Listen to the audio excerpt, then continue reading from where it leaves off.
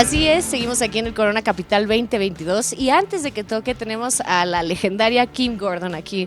Welcome to Mexico City, Kim, and thank you for talking to us. Oh, it's my pleasure, of course.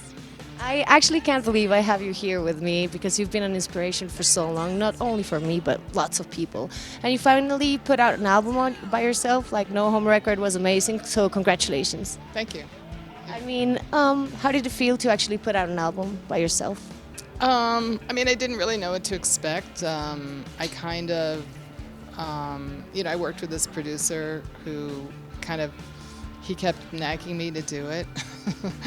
And I don't know, he made me feel really comfortable, and I just kind of took things that had always been my influence, like early no-wave music in New York and the Stooges, and put with, beats that he made, and, I was curious to see what would come out.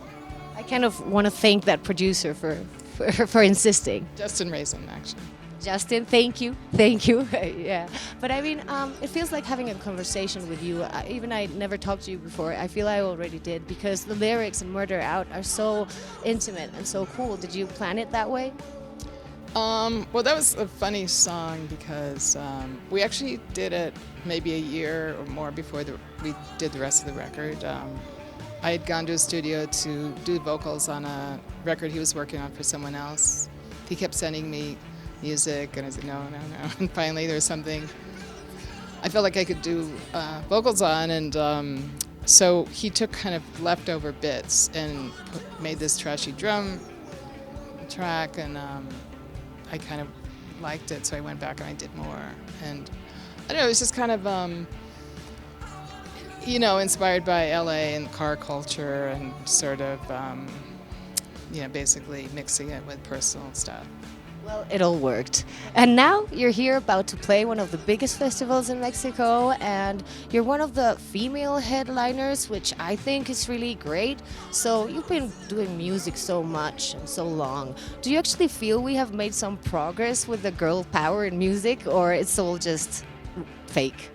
Well, it's funny, I was just talking about that in the van with the musicians in my band, who are all women, but it didn't really start out to be an all-female band. It just kind of ended up that way. Like originally there was a male drummer.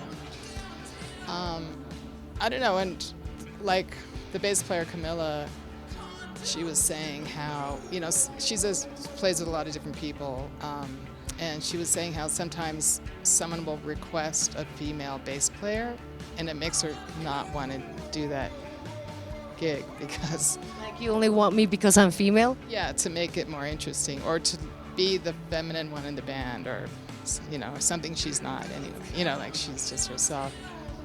Yeah.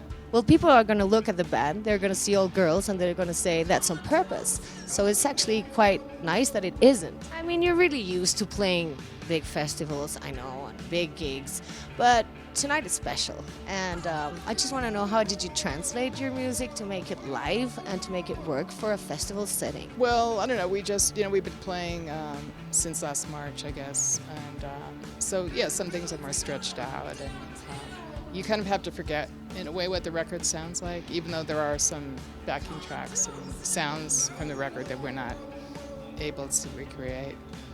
So kind of different versions, not exactly as the record. Yeah, exactly. Which is nice. I mean, that's kind of what Sonic Youth always did.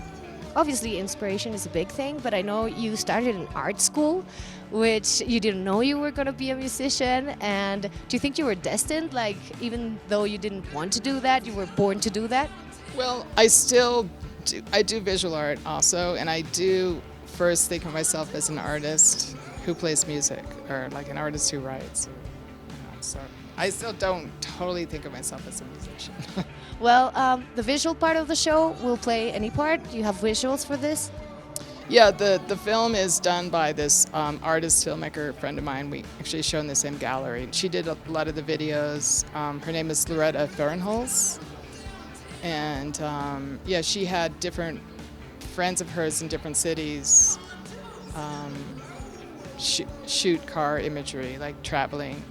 And then she took it and edited and worked with some special effects people.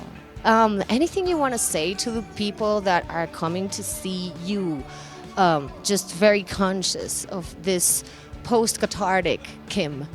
I don't know. I just hope that they're open to, there might be some sounds and things that remind them of Sonic Youth, but that just to kind of be open to it being. Well, I'm sure we won't think about it because it's gonna be great. How long are you gonna play? We have an hour, on stage. Do you feel that's just the right amount of time? I think it's good. I mean, normally we play a little longer than that, but I even a band I like, I don't actually want to watch for more than an hour. Well, just to wrap it up, or kind of wrap it up, I don't know, the song selection can't be that difficult because you actually have a little amount of songs, but I think you might be playing something that we haven't heard recorded, right? There's one song that we kind of just put up online, but it's not, it was kind of casually recorded. Was that Grass Jeans? Yeah, Grass Jeans, yeah. It's great. I like it. So maybe it's the start for a new record? Maybe, although I have started recording so far and none of it sounds like Grass Jeans. What? We don't have a sound check, so it's kind of a gamble when you go out at a festival. You just don't like to sound check, or? There's no time. They're not giving us any time to sound check. Well, you have to improvise, but you're used to that. Yeah, it's a sink or swim situation. You started in music improvising, so it's kind of hard to. Yeah.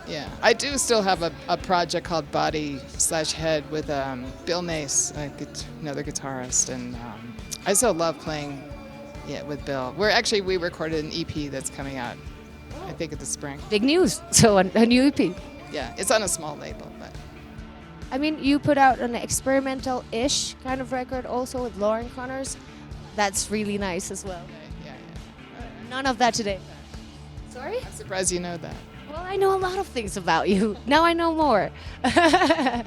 Well, thank you so much for talking to us in Indie Rocks. And I don't know, I hope you come back soon with new music and you keep on going for many, many years. It'd be fun to come back and do a club show.